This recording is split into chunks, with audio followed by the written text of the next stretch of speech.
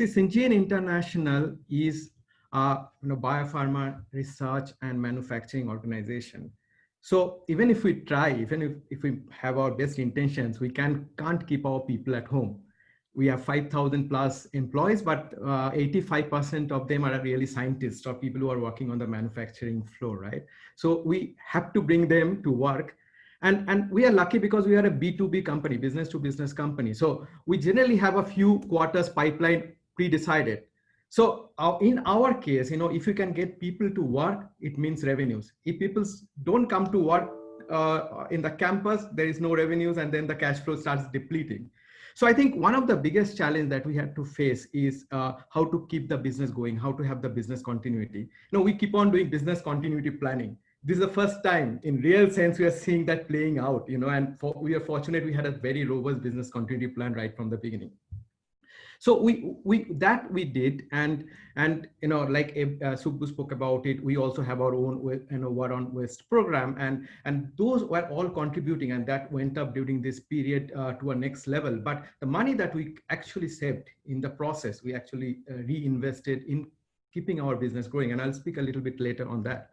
So that was one of the key, resilience measures that finance has to really get in and play, balance it off so that we really don't suffer on profitability and the revenues keep on flowing in.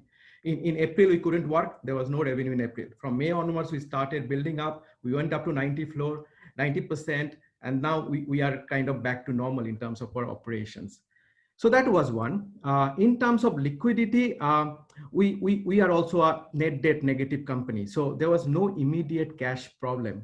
But then we envisaged a scenario in case this pandemic continues beyond 1 quarter, say 2 quarters, 3 quarters, this cash will not hold good for a very long time because it will start depleting. So what we had to do is that we had to plan scenarios and keep ourselves ready. We actually went back to our board and audit committee and got pre-approved lot of mitigation actions so that we can move quickly when they are required, and we actually got very much benefited. This programmatic approach towards handling exigencies did help, and as of 30th June we ended up in a position which is actually from a liquidity position better than what we had at the beginning of pandemic. So I think we did that pretty well.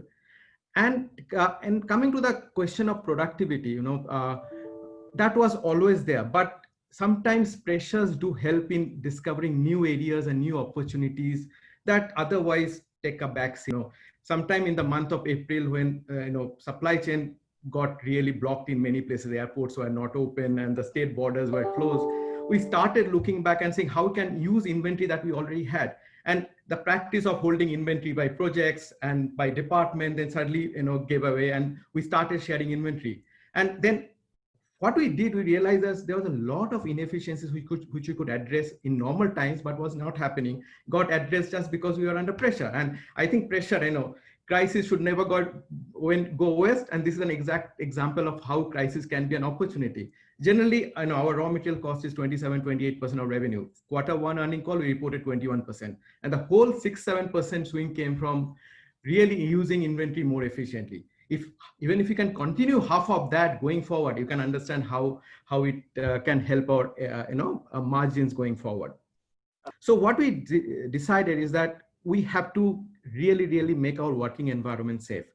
So we are generally a one-shift company. We moved into 3 shifts to ensure we create physical distance between people.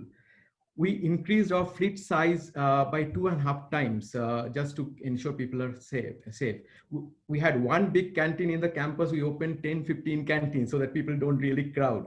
And now we have started campus-wide testing program to quickly isolate asymptomatic cases and really don't allow the infection to spread. This is very important, and this is costing money. But then it's about the finance stepping and making the fine balance between driving efficiency in one end and investing in the right way so that it helps to create that continuity and maintain that continuity.